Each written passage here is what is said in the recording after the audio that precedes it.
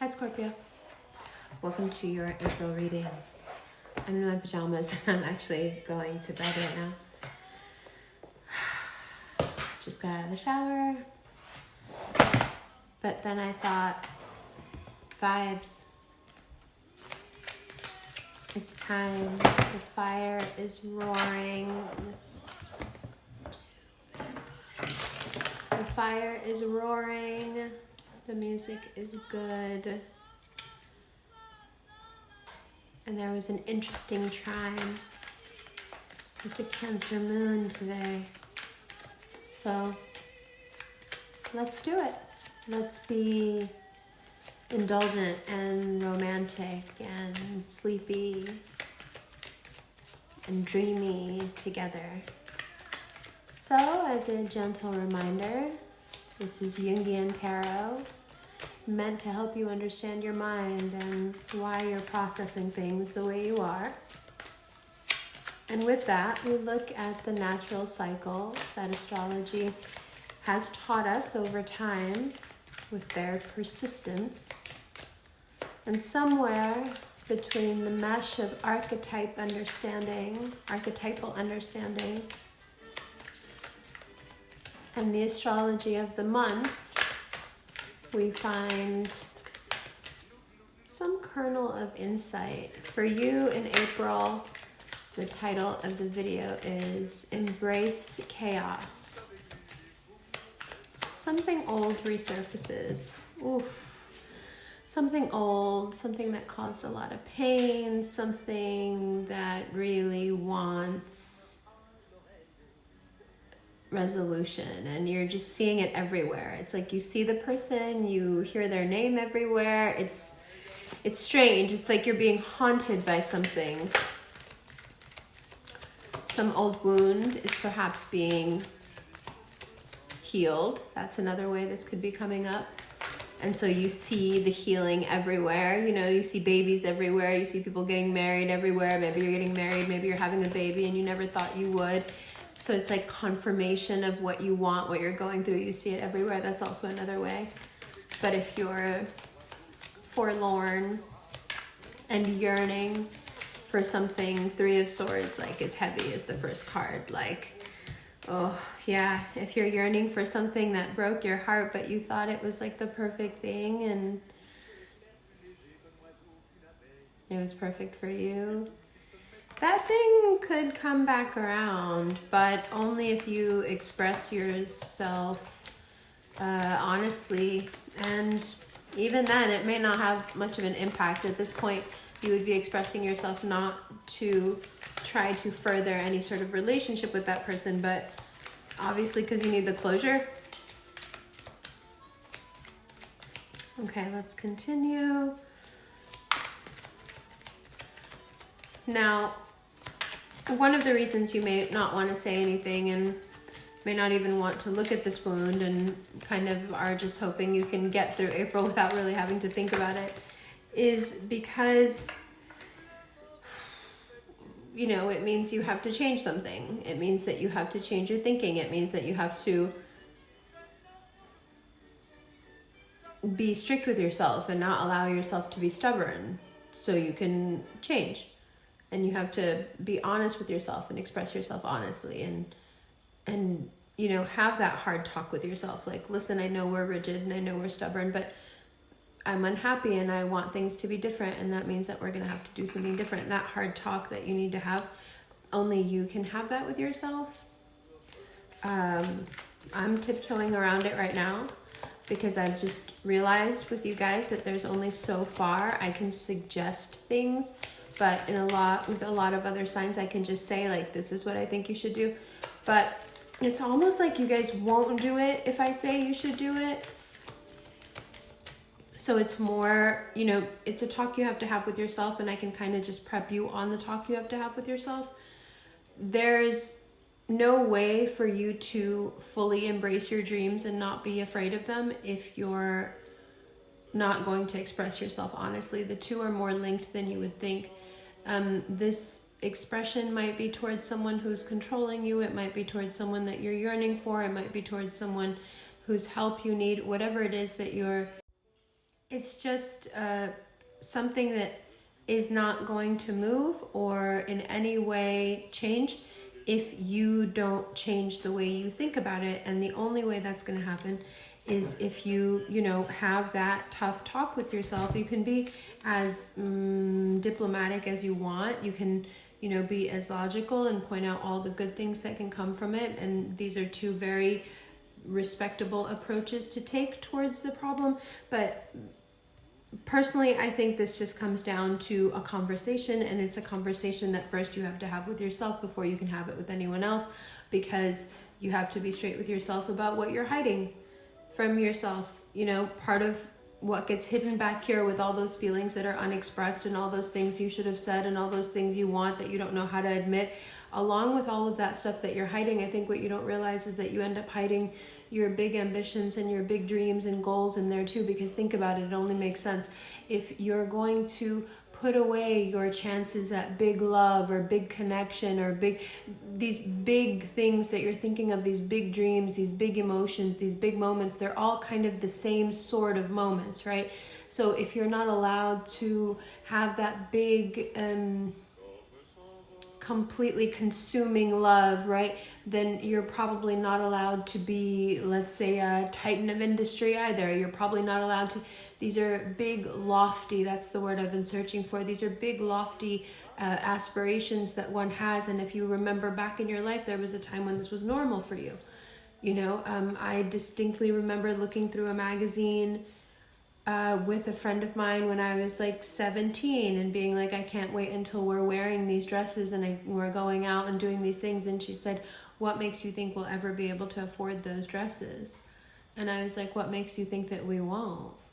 Like, there is a version of you that didn't have all these things put away that were unaddressed. There was a version of you that was living right on the edge of possibility, and big love was possible and big success was possible, and both were possible and could coexist in the same space. In fact, anything was possible. Somehow, you need to understand that the part of you that's being the most resistant to change right now is the part of you that did believe in all that stuff. And that's why it's being so resistant to change, because it was somehow let down. Its heart was broken somehow. And so that's what makes it so painful, is that it's the hopeful part of you that's become the most rigid part of you. And that part of you needs to be now, lovingly thawed out and understood. And it's not, rigidity and stubbornness just for the sake of it, of being obstinate, not at all. The more you understand yourself, the more you understand that everything that you're doing right now to keep yourself from love, attention, from being honest about the things that you want, from being honest about the things that you feel, the only thing that's keeping you from it is this really sensitive, hurt part of you that's been through too much and doesn't want to risk it. But I think you're quickly getting to the point where you're understanding that anything, any change, any risk, any movement, anything in any direction is better than what is going on right now with this hangman energy. And again, let's circle back to that. Hangman energy is like, listen, nobody else can change this but you, buddy. Right?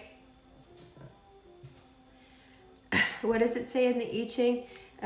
In the middle of a drought storm, in the middle of a drought, even a wild storm is preferable to nothing, and that's the point that you're getting to, where you're just like, okay, and hopefully if you do get to that point and you do decide to be really open and really honest about whatever this thing is, then there's, a lot of stability that comes into your life. But beware, because with that stability comes the need to change a lot of things that perhaps you're not ready to change. That could be a little bit of an issue.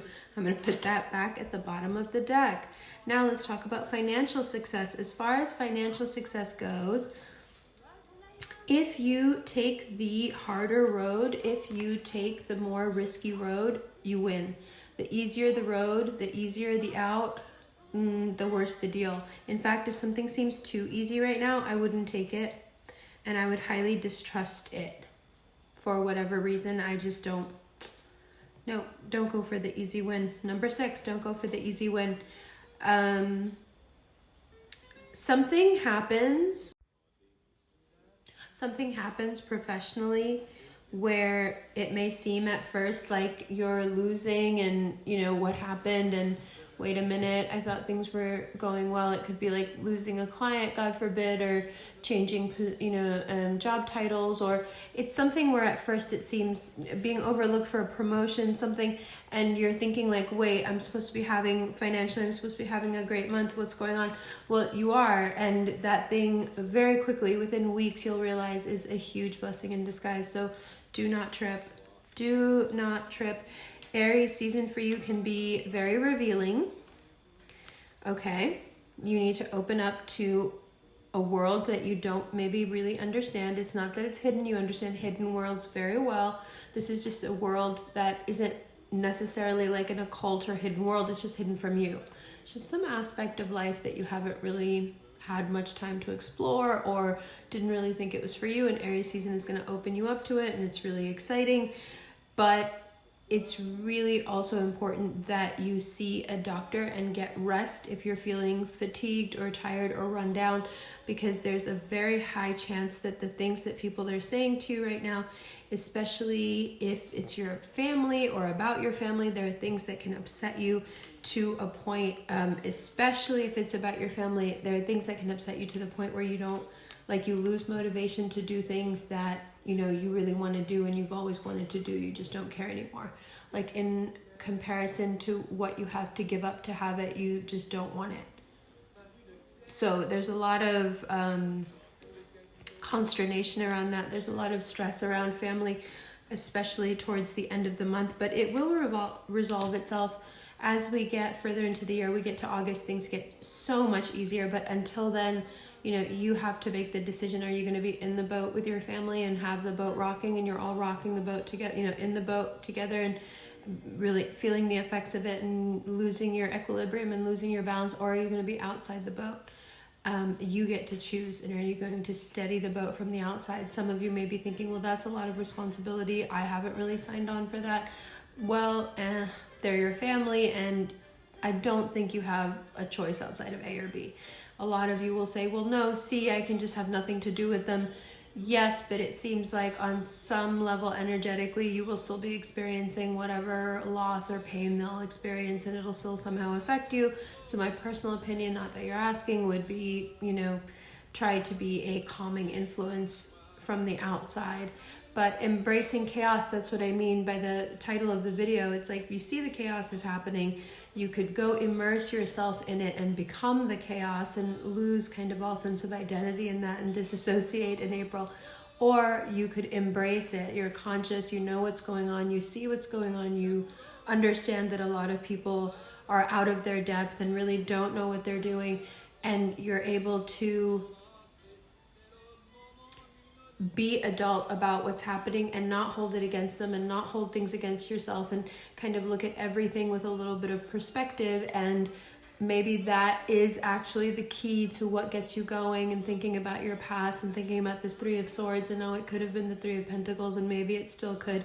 When you look at your past emotions and your past, let's say, failings or heartbreaks, with this very mature person that you've become, and I don't mean that you're not playful anymore, that you're not fun anymore, that you're not sexy anymore, you're all those things, but you're just much more kind and aware and compassionate and present, you know.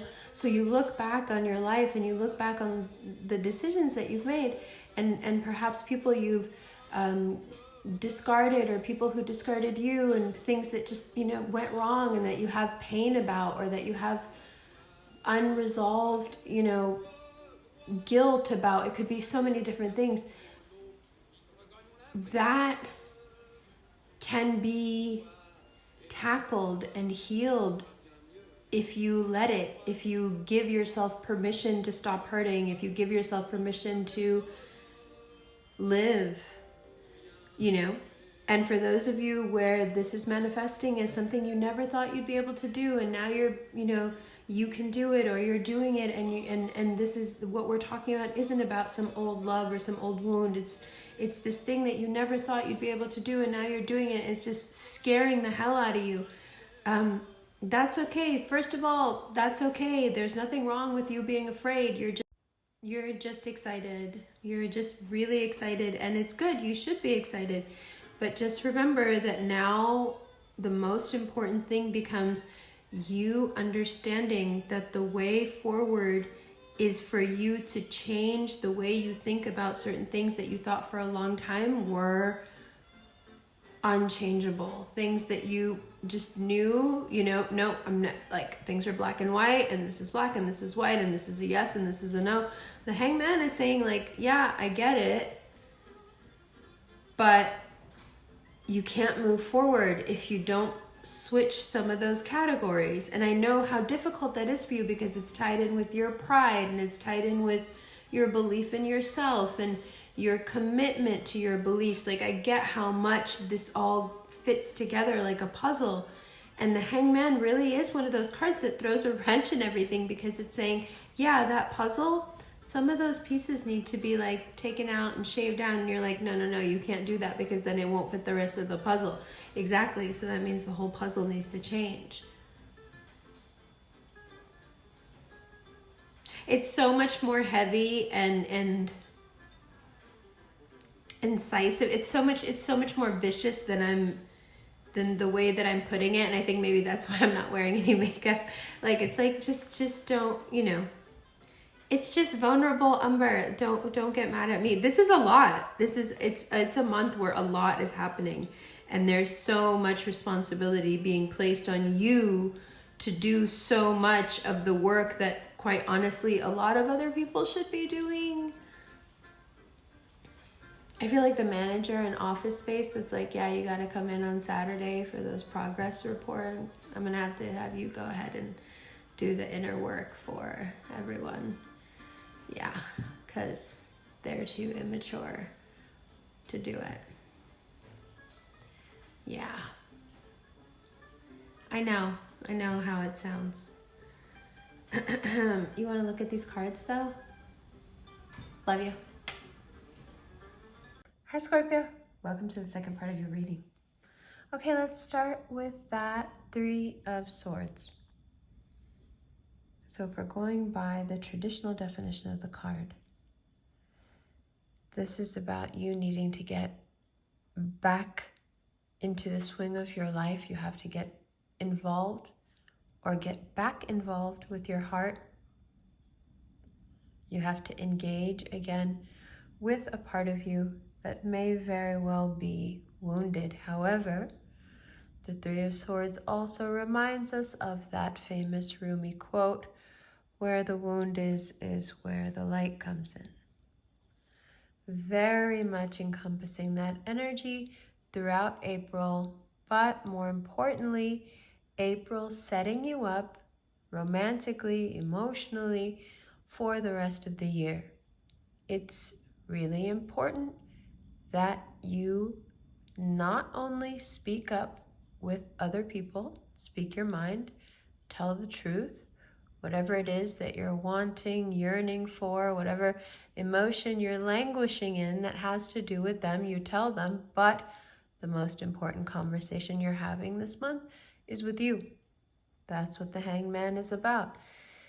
You need to look at yourself and you need to decide if you want to be the hangman or if you want to be the magician. The only real difference between the two is that one uses their failings and their failures to become even more intelligent. They become tools to be utilized, the lessons learned from those failures, or the failures end up defining you, and with each new definition of you being a failure, you prolong your sentence in this limbo. And that's really, the hangman, the Three of Swords, and then the hangman, it's perfect. Because it's an emotional limbo. And the Three of Swords saying, listen, if anything's going to change here, you have to get back involved with your life. And then the hangman saying, listen, if anything's going to change or move forward, it's because you change and you want to move forward and you deliberately go in and change the way you think about something. My guess is going to be that it is something regarding love. Now, for some of you that it doesn't have anything to do with romance, this becomes even trickier, okay? Because this means that something else is going on in your life, that you have a very solid, built-up identity around. And now life may be going contrary to that in a really good way, but that programming you have is insistent and it's very strong. So the only thing that can really defeat it is your conscious awareness. And because we spend so much of our lives, so much of our day-to-day in a state of unconscious, it can be very difficult to keep it at bay. So the only thing you really can do is change it.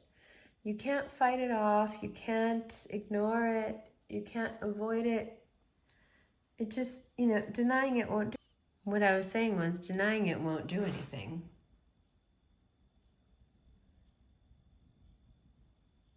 Because whatever is going well, if your programming is running contrary to it, you can start to do things that you don't understand yourself why you're doing them.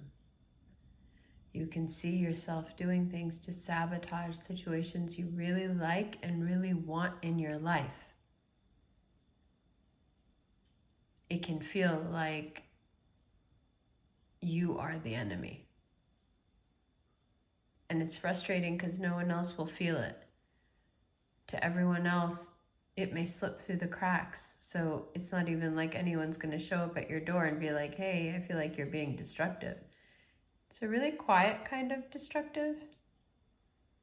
And it's wrapped up in one of your vices. So for me, I would say that April is one of those big test months for you. Are you stronger than your stubborn streak? Can you change your mind about things? Can you be wrong about something? Can you admit it? There is so much growth that is all tied up, and you not being able to move past certain things because of pride. And when it starts to hamper your evolution, then you have to look at it and you have to have some very honest conversations with yourself about what's important to you.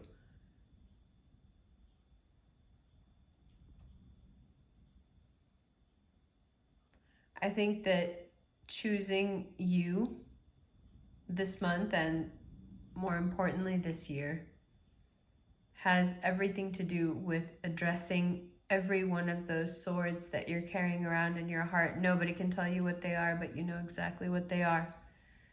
You think about them or think about it every day.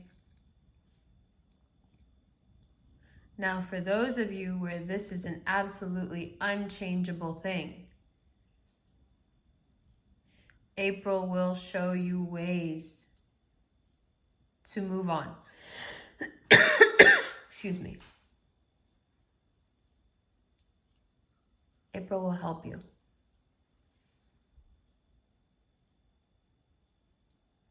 And for those of you who really need to act on something, say something, even if it's just for closure, the universe seems to provide some serendipitous moments.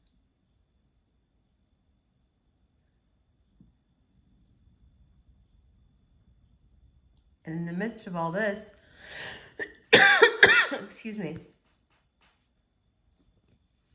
you also stand to make quite some gains financially and in terms of your career. The winds have been rolling in pretty steady. MashaAllah, and that's a great thing.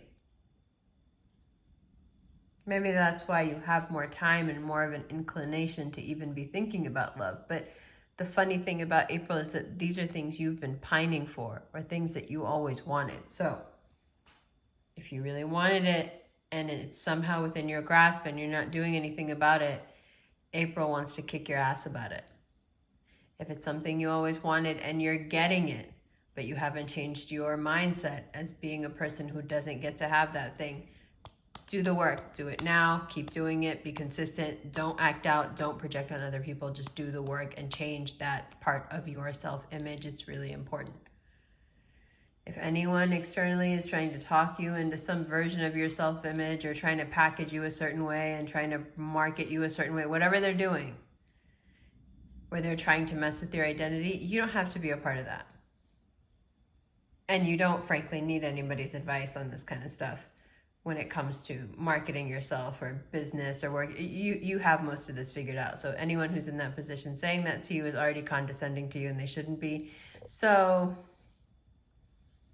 you know what you can do with that. The more risky you are